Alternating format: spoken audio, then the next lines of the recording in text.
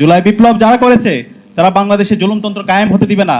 বাংলাদেশি সিন্ডিকেটের মাধ্যমে মানুষের উপর জুলুম করবেন, সেটা আমরা সহ্য করব না।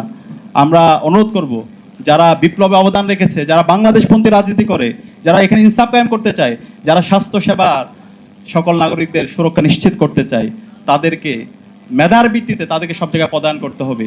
এবং প্রত্যেকটা জায়গায় যারা অবদান রেখেছে আমরা তাদেরকেই বিভিন্ন জায়গায় গুরুত্বপূর্ণ রাষ্ট্রের স্বাস্থ্য সেবার যে জায়গাগুলো আছে সেখানে আমরা দেখতে চাই।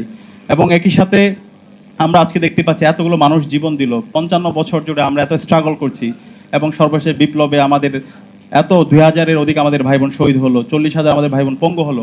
এত রক্তের পরও আজকে দেখছি নির্বাচিত সরকার তারা রক্তের সাথে প্রতারণা করছে, তারা শহীদদের কথাগুলো ভুলে যাচ্ছে, তারা আবার সেই ফেসিবাদী কাঠামোকে সব জায়গায় পুনর্বাসিত করছে। তারা জুলাই সনদের যে জনরায় এসেছে সেই জনরায়কে তারা অস্বীকার করে, তারা আজকে যারা ফেসিবাদের দোষর তাদেরকে বিভিন্নভাবে দায় মুক্তি দেওয়ার চেষ্টা করছে। আমরা এই কথা হুঁশিয়ার করছি, আমরা সবসময় দৃঢ়কণ্ঠে ঘোষণা করছি, এই বাংলার জমিনে ইনসাফ কায়েম হবে ইনশাআল্লাহ। এই বাংলার জমিনে জুলাই সনদ বাস্তবায়ন হবে ইনশাআল্লাহ।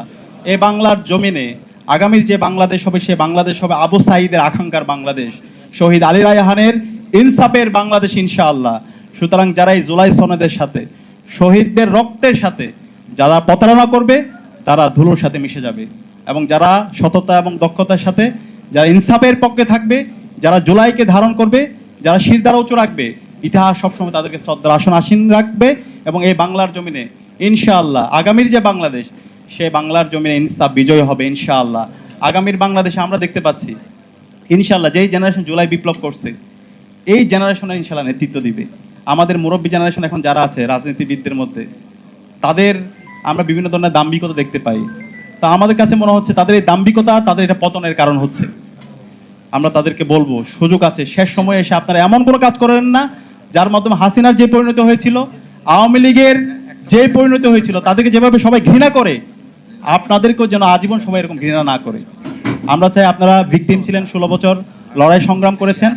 আমরা আশা রাখবো এই সময়ে, শেষ সময়ে এসে আপনারা আপনাদের কথা এবং কাজের মধ্যে মিল রাখবেন। জুলাই সনদের যে জনরায়, গণভোটের যে জনরায়, 70% মানুষের যে জনরায়, সেটা মেনে নেবেন এবং বাংলাদেশের জমিনে ইনসাফ কায়েম করার জন্য আপনারা কাজ করবেন।